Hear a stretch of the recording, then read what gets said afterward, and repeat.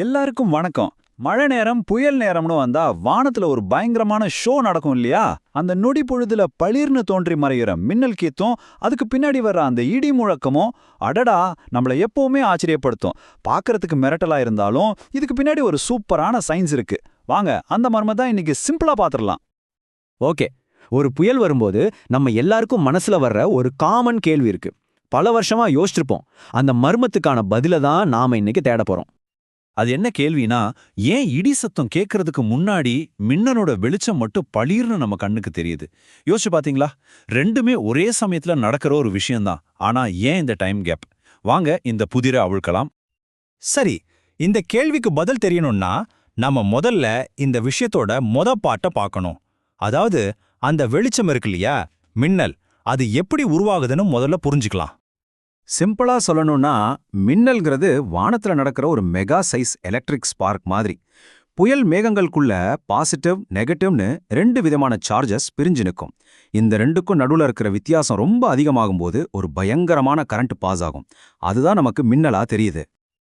இப்போ பாருங்க, இந்த நம்பர் தான் இதுல ஹைலைட்டே. 30,000 டிகிரி செல்சியஸ். அப்பாப்பா, ஒரு மின்னலோட சூடு இவ்வளவு தூரம் போகும். உங்களுக்கு புரியுற மாதிரி சொல்லணும்னா, இது நம்ம சூரியனோட மேற்பரப்பை விட ரொம்ப ரொம்ப அதிகம். அப்போ யோசிச்சு பாருங்க, அது எவ்வளவு பவர்ஃபுல்னு. ஓகே, வெளிச்சத்தை பத்தி பார்த்தாச்சு.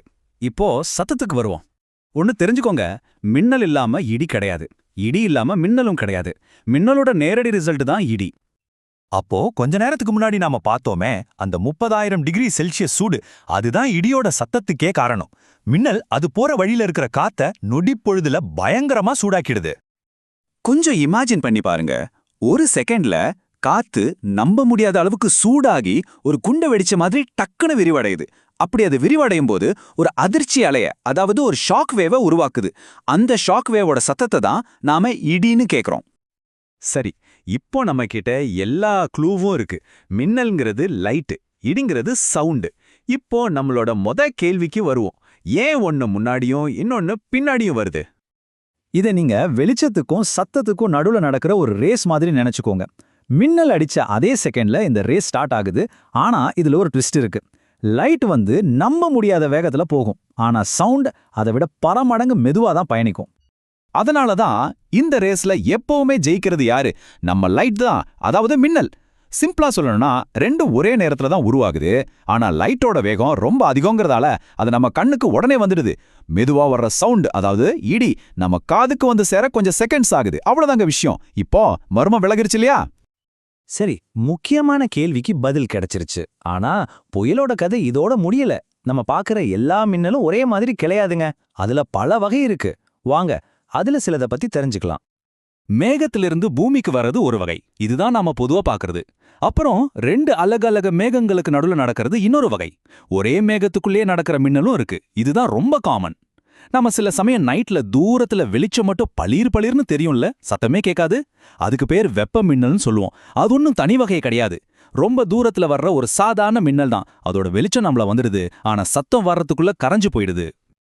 இவ்வளவு சக்தி வாய்ந்த இந்த இயற்கை நிகழ்வை பத்தி நாம ஏன் தெரிஞ்சுக்கணும்? முக்கியமா நம்மளோட பாதுகாப்புக்காகத்தான்.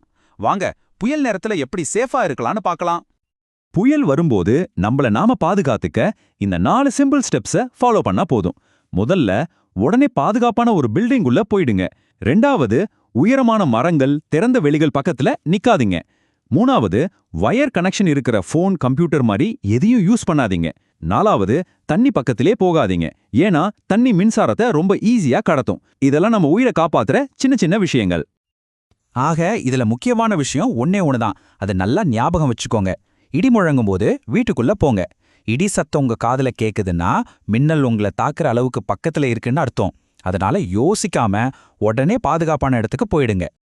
நாம இன்னைக்கு தெரிஞ்சுக்கிட்டதுலயே ரொம்ப ஆச்சரியமான விஷயம் அந்த 30,000 டிகிரி செல்சியஸ் வெப்பம்தான். இந்த பகுதியை முடிக்கிறதுக்கு முன்னாடி நான் உங்களை ஒரு கேள்வியோட விட்டுட்டு போறேன். யோசிச்சு பாருங்க, இந்த பிரபஞ்சத்துல மின்னல மாதிரி இவ்வளவு சூடான விஷயங்கள் வேற என்னெல்லாம் இருக்கும்? இத பத்தி நீங்களே தேடி பாருங்க. உங்க அறிவை இன்னும் வளர்த்துக்கோங்க.